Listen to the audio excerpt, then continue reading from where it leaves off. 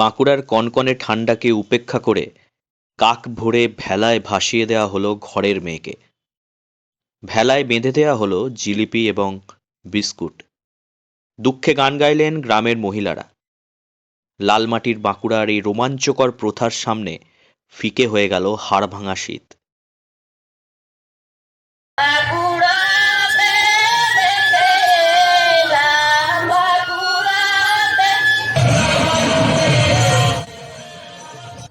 একদম ভোরবেলা শীতের আমেজ কাটেনি। শহরাঞ্চলের মানুষ কিন্তু এখনও ঘুমোচ্ছে। এদিকে বাঁকুড়ার মুগরা গ্রামে আমি চলে এসেছি। এখানে মানুষ জাঁকজমকপূর্ণভাবে টুসুর বিসর্জন পালন করছেন।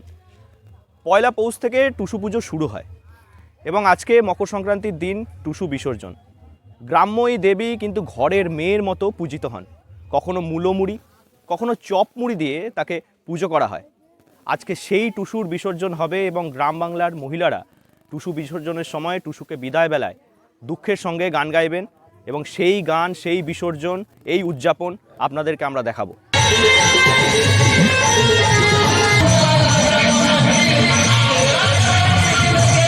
ওখানে বিয়াতে করি ইতিহাসে আমরা পূজা করি টুসুর পূজা করি, আমরা গান টান করি, ছেলে পুলে দিয়ে নিয়ে বসি, আমরা মুড়ামুড়ি খাই, টুসুকেও খাওয়াই। হ্যাঁ, দিয়ে আমরা গান টান করি। কেমন আনন্দ হয় এটাতে? খুব আনন্দ হয়, প্রচুর আনন্দ করি ছেলে মেয়ে সবাই। আজকে তো টুসু জাগরণের পর আজ বিদায়ের বেলা, কেমন লাগছে? লাগছে একটু কষ্ট লাগছে। গান করছিলাম খাইলে আমাদের কষ্ট লাগছিল। এখন গ্রামের মহিলারা একটি পাত্রে চালের গুঁড়ো লাগিয়ে তাতে ধানের তুষ রাখেন। তুষের ওপরে ধান, দূর্বা, গোবর ও ফুল দিয়ে পাত্রটিকে কুলুঙ্গিতে রেখে দেওয়া হয়। রোজ সন্ধ্যায় পুজো করা হয় টুসুর। পৌষ সংক্রান্তির দিন ভোরবেলা গ্রামবাসীরা কাঠ, বাঁশ ও রঙিন কাগজ দিয়ে তৈরি করেন চালা। সেই চালাতে টুসুকে বসিয়ে গান গাইতে গাইতে টুসুকে নিয়ে যাওয়া হয় নদী বা পুকুর পাড়ে। দুঃখ আমরা 30 দিন গান করে আছি, 30 দিনের পর যদি মা বিদায় হয় তাহলে খারাপ লাগছে। আচ্ছা, টুসুর প্রসাদ হিসেবে কি দিয়েছেন?